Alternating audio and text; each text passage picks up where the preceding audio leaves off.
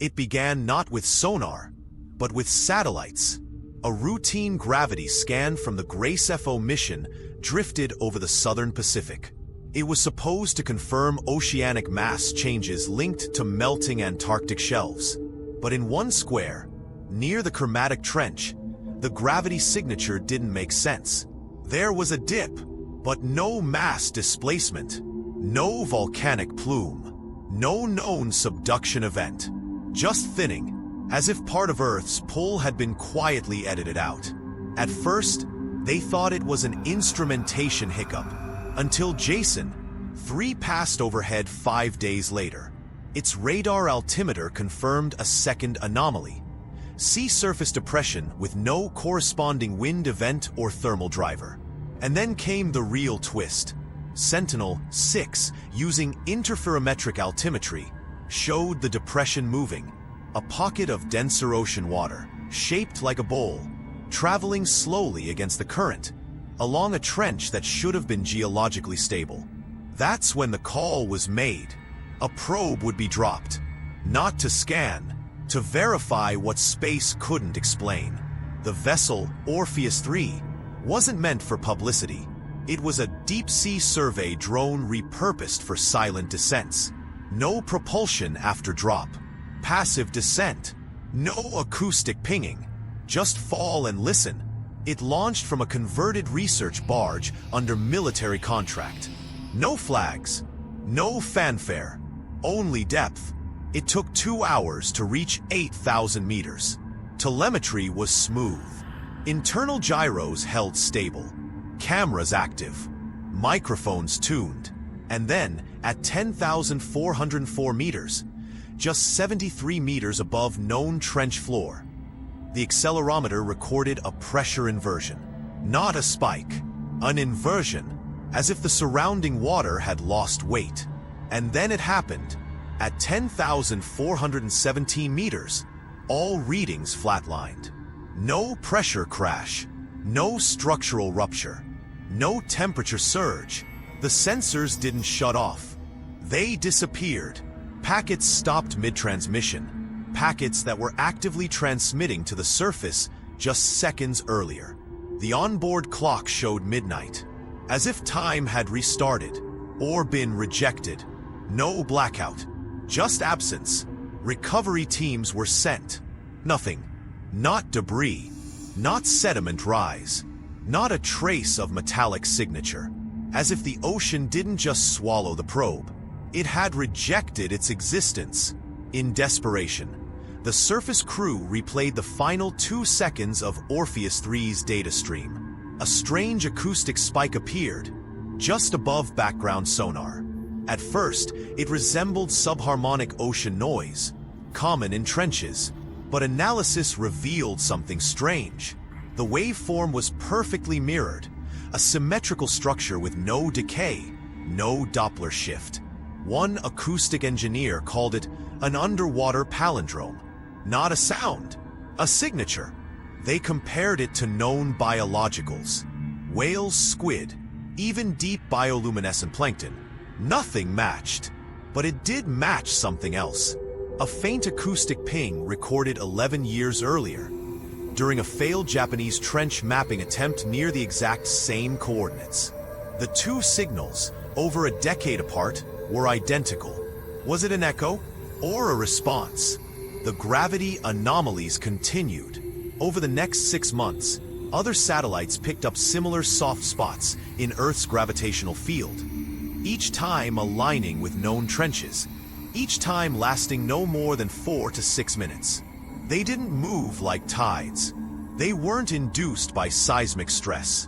And yet, each time, subsea floor mapping efforts near those zones experienced minor equipment failures. Eurodrift, signal interference, data lag. A pattern began to form. Something under the Earth's oceans was aware of satellites above. At this point, independent labs were brought in. One quantum geophysics team suggested the gravity dips were not caused by mass loss, but by temporary decoupling of local space-time curvature. In other words, something at those depths was reducing gravity's influence. for itself. Not invisibility, exemption. Back on the surface, another probe was readied. Orpheus 4, stripped of cameras, equipped only with one device, a photon echo array, designed to measure how long it takes light to scatter in particulate water, down to trillionths of a second. It was meant to detect distortion, the kind caused by a gravitational lens, or a cloaking membrane. But Orpheus 4 never launched, because while preparations were underway, something surfaced. A chunk of metal, coated in deep-sea calcium and algae, was discovered in fishing nets near the trench. Carbon dating was inconclusive, but the alloys matched Orpheus 3. Not all of it, just a fragment, but not warped, not bent, clean, sheared, like it had been cut, not crushed.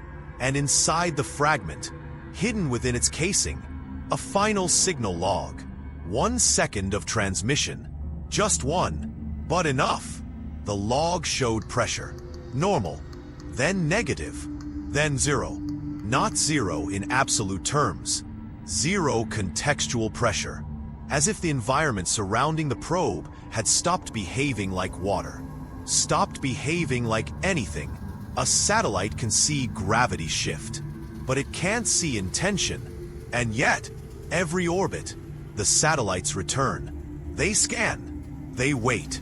And sometimes, if the trench is quiet, if the sea forgets to lie, you can still see it. A thinning, a breath, a flicker where the Earth should pull hardest, and doesn't. It's not silence, it's removal.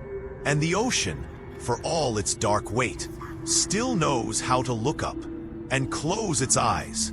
At first, it looked like nothing, just a sliver of seafloor data, a bathymetric ridge, jagged, unremarkable, stretched across the southern Pacific like a scar, mapped in 2002, confirmed in 2007, then gone, not eroded, not submerged by silt or tectonic shift, just absent in the next scan. Satellites don't forget, and seabeds don't move that fast.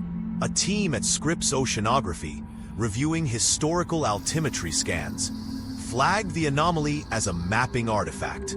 But when they overlaid the full 20-year archive, raw data only, across 7 gravity missions and 5 deep radar systems, a quiet terror emerged. The ocean floor wasn't decaying. It was rewriting itself.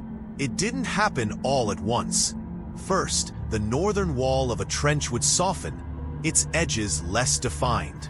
A year later, the trench's mouth would widen by several kilometers. Then, just as suddenly, it would snap back, narrower than before. Other places followed. A sunken seamount near the Indian Ridge vanished entirely, its gravitational signature erased. Ridges where they shouldn't be. Shelves that folded in on themselves. Bathymetric voids where sonar returned nothing at all.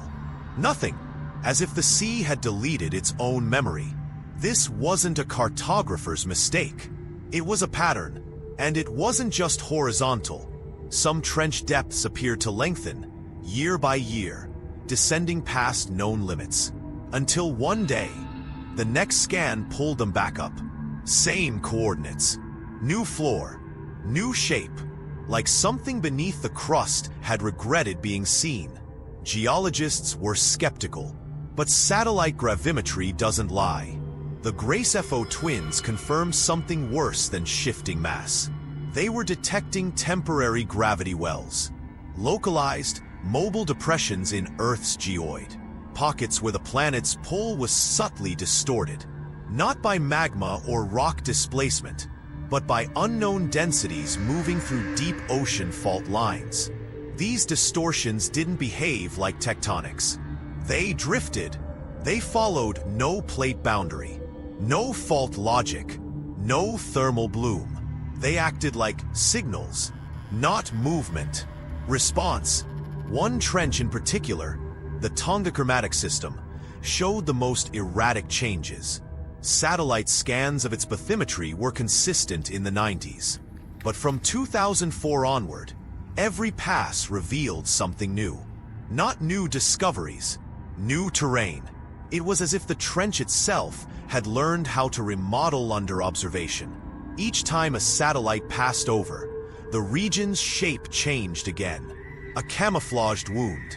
Researchers began referring to it by a private name, the shift map, not because the terrain moved, but because it chose when to be real.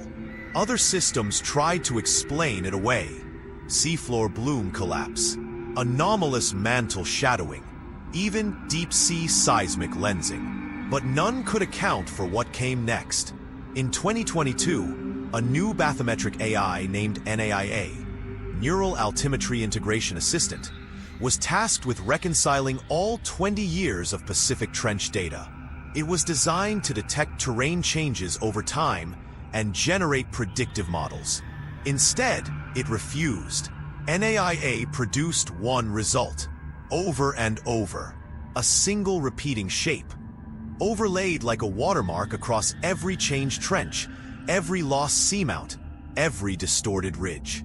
A fractal spiral, not geological, not tectonic, geometrically perfect. It showed up in every void, every deletion, every return, but only from orbit, never from sonar. It was visible only from space. Satellite teams thought it was a software error, until they overlaid it on older, analog bathymetric charts pre-digital, paper maps, pencil-shaded reliefs from Cold War subs. The spiral was there too, drawn by hand decades earlier, misinterpreted as sensor noise, tossed in archival boxes. Forgotten, the shape hadn't just appeared. It had been waiting to be noticed. One veteran oceanographer made a quiet suggestion. What if the terrain wasn't changing? What if we were being shown a different face? Each time we looked, it seemed impossible. Until the signal interference began. Orbital radar, tasked with scanning trench zones, began returning corrupted telemetry. Not missing data, but data that repeated itself. Identical reflection patterns from different locations. Different times. Same waveforms. That's not randomness. That's compression. As if the ocean's depths were rerouting signals the same way encryption software masks metadata. Sonar logs began returning values too perfect. Symmetrical curves that don't happen in nature. The terrain wasn't lying. It was synthesizing reality. Somewhere below, something new we were watching, and it had learned how to look back. Through the eyes of satellites. The final confirmation came not from sea, but space. One of NASA's Earth observation satellites, Sentinel-E, suffered an alignment glitch while passing over the Tonga Trench. Its thermal scanner miscalibrated, just slightly. The result? A blurry, high-altitude image of the trench's infrared profile. It looked like heat rising from vents. But the pattern wasn't geothermal. It was symmetrical, an hourglass shape, pulsing with slow rhythm. Then, the image corrupted. Only that frame. But analysts at ESA, reviewing the data fragment, noticed something chilling. The heat bloom aligned perfectly with the fractal spiral. NAIA had predicted weeks earlier. The shape wasn't terrain. It was emission, and its signature wasn't geological. It was deliberate. Earth spins. Satellites orbit. The sea rises and falls. And beneath it all, quietly, patiently, something redraws the map. Not to escape, not to warn, but to respond. As if reality itself had become an interface, and someone below learned how to edit it. The ocean doesn't hum. It resonates. Below the threshold of hearing, beneath the pressure lines of tectonics and the groan of thermal vents, there's a silence so thick it bends sonar. And inside that silence, a signal appeared. It wasn't discovered by a marine vessel. It wasn't mapped by a sub. It was overheard by a satellite. In 2024, a low Earth orbit relay named Scythe 4 began reporting bursts of electromagnetic interference while syncing with deep-sea research nodes across the Pacific Trench system. At first, it was dismissed as Earth origin EM bleed, reflected signals bouncing off ionospheric shifts. But engineers noticed something odd. The interference came only when the satellite passed over a specific trench arc. Never before, never after, and it didn't distort the signal. It reflected it. This wasn't random noise. The ping structures, when visualized, formed near-perfect inversions of Scythe 4's own transmission envelope. A mirror, but with slight asymmetry. Like an echo trying to evolve. The Navy's undersea data arrays picked up the same pattern days later, embedded deep in sonar return logs, masked behind whale song and seismic drift. It was faint, but consistent, and it was adapting. Whale call patterns began subtly shifting, replicating ship engine frequencies. Thermocline reflections started duplicating acoustic fingerprints of surface weather. GPS systems near the equator began showing microsecond drift errors. Not enough to mislead navigation, but enough to corrupt alignment logs. Like someone beneath the ocean was learning to speak our tools. A lab in Iceland ran harmonic decomposition on a year's worth of sonar returns. They found a signal buried across dozens of sessions, a low-band carrier wave riding just under 10 Hz. It was always there, in every trench recording from Tonga to the Mariana.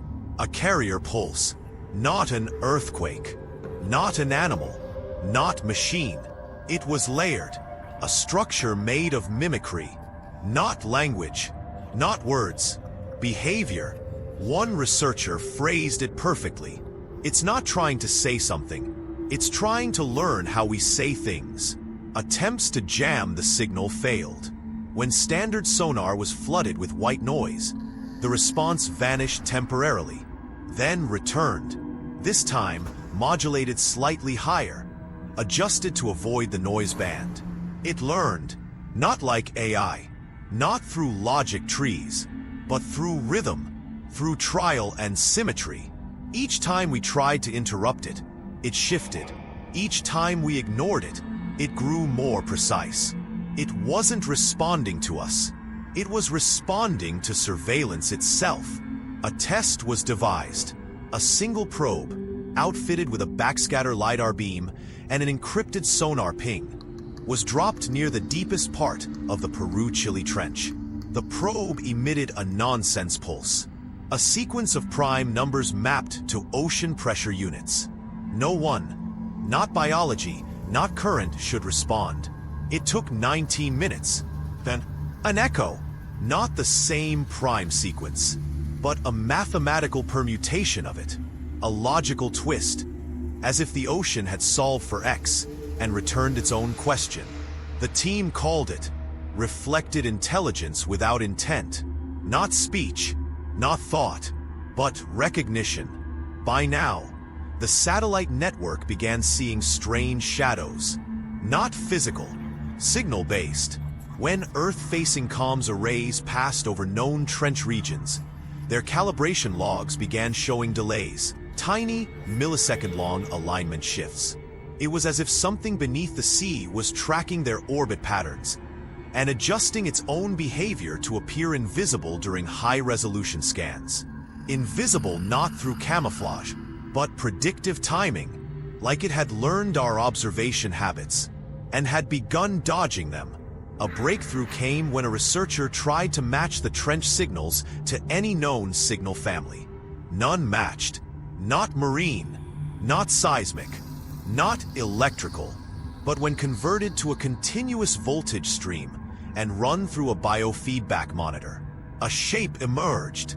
Brainwaves, specifically human theta wave bands, the kind generated during deep REM sleep. The kind produced when we dream. No pattern, no syntax, but the feel of cognition, of processing without output, of something not conscious, but aware that consciousness exists. The implications were devastating. Because the signal wasn't trying to talk to us. It was trying to become us, in waveform, a rehearsal, a performance, maybe even a mockery. A final experiment was proposed. This time, instead of sonar, the satellite would fire a low-powered radar pulse toward the trench at the same time a deep-sea probe emitted a matching acoustic ping. A 2-point sync, Earth, orbit, simultaneous transmission. It worked once, just once. The reply?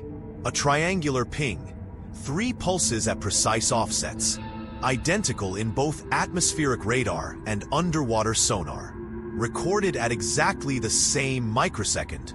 2 realms, 1 reply, as if the ocean was saying, "I heard you both," and more chillingly, "I knew you would." Since then, all acoustic probes into the trench have reported signal contamination, mimicry, loops, soft reversals in waveform symmetry. The ocean is responding faster now. Too fast for echo, too complex for current. It isn't reacting, it's waiting. What was once dismissed as sonar noise is now stored in military-grade quantum archives. The mimicry grows. A researcher left a microphone in a saltwater tank for calibration. It picked up a low, rhythmic tapping, later traced to a carrier harmonic from the Pacific. It had bled through walls, through power lines, through salt, because the ocean is no longer down. It's around. Everywhere we listen, it listens back. And it's not intelligent. Not in the way we hope. Not in the way we fear. But in the one way that matters. It's learning. It begins in orbit. Not with the sea. Not with sonar. But with radar. A new satellite, Kronos 9, is tasked with mapping Earth's gravitational topography in high resolution. Unlike its predecessors, it uses multi-frequency radar bands to cut through ionospheric noise and return 3-dimensional elevation data with millimeter precision. For weeks, its passes are uneventful, until it drifts over the western Pacific and sees something that shouldn't be there. A trench, a new one, parallel to the Mariana, just 300 kilometers east. No geological record, no prior satellite imaging, no sonar confirmation, just depth, perfect, smooth, and deep. Kronos logs it automatically, treats it as terrain. But when researchers cross-reference it with bathymetric archives, there's no match. Worse, the trench shows up only when scanned with radar.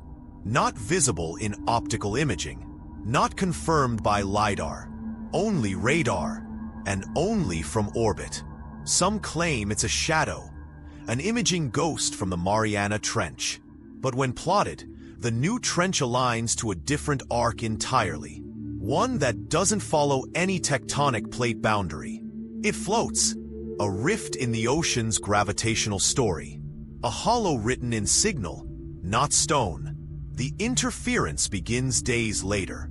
Scythe 4, the same satellite that first picked up acoustic mimicry, suffers a burst of low-frequency distortion while over the same location. Then Sentinel-E, then Hawkeye 7, all report identical anomalies. Brief signal loss, return, then a data artifact, a black band, perfectly rectangular, inserted into their bathymetric models. When enhanced, the bands show binary contrast modulation, like frames of corrupted film. But when those black bands are aligned frame by frame with acoustic data from the Pacific, they sync. The sea and the sky are no longer echoing. They're mirroring. One physicist calls it a gravitational handshake, a standing wave between sea trench and satellite, formed not from energy, but absence. A third state of geography. Not up, not down, just outside.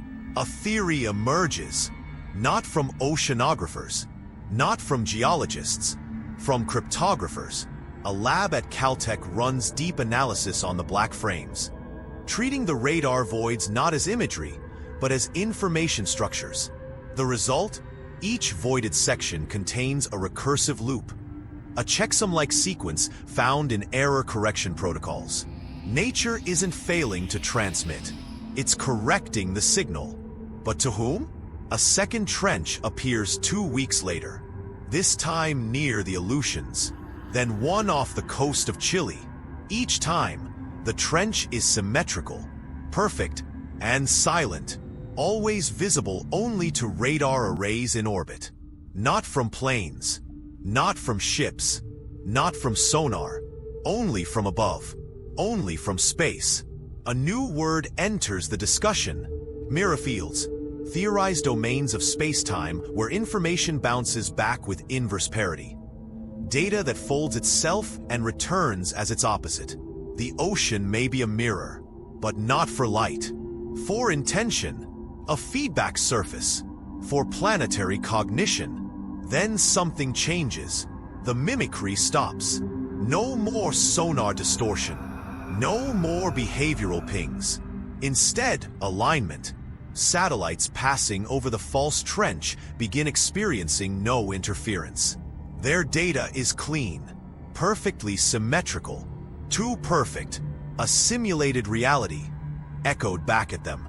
They're no longer observing the sea. They're being shown what the sea wants them to see. One final mission is launched.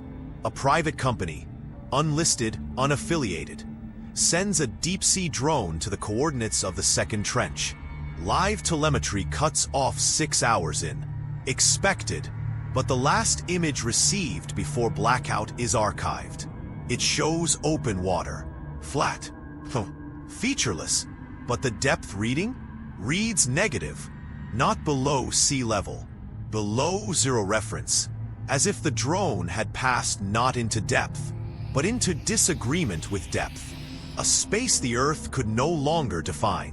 One scientist puts it simply: whatever's down there, it no longer follows Earth's map, so it made its own. And space, it seems, accepted the invitation. In 2027, the International Orbital Mapping Council releases a silent amendment. Certain oceanic regions will no longer be imaged by civilian satellites. The excuse is bandwidth. The truth is unknown. But those within the loop know. It's not about the sea anymore. It's about what else the sea began to resemble. A new kind of depth, not physical, not geological, but relational. A curvature of knowing. A place where radar bounces off, not water, but an idea. An idea that looks back. An idea that replies. The ocean is not hiding its secrets. It is answering. To what? To wherever those satellites come from. And if radar can find a door, and sonar can teach a voice, then one day, somewhere between the trenches of Earth and the black stillness of space, the planet will open its mouth, and we will finally hear what it has been listening to all along.